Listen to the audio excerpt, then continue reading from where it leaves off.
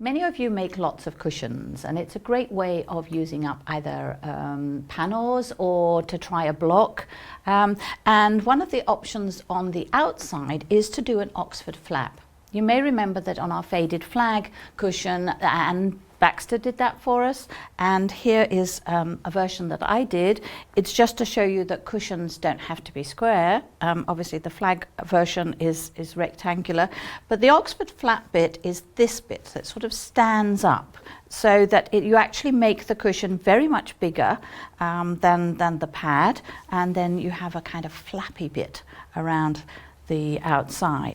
So now we're going to remove all the pins before I get my scissors out and trim all of this back.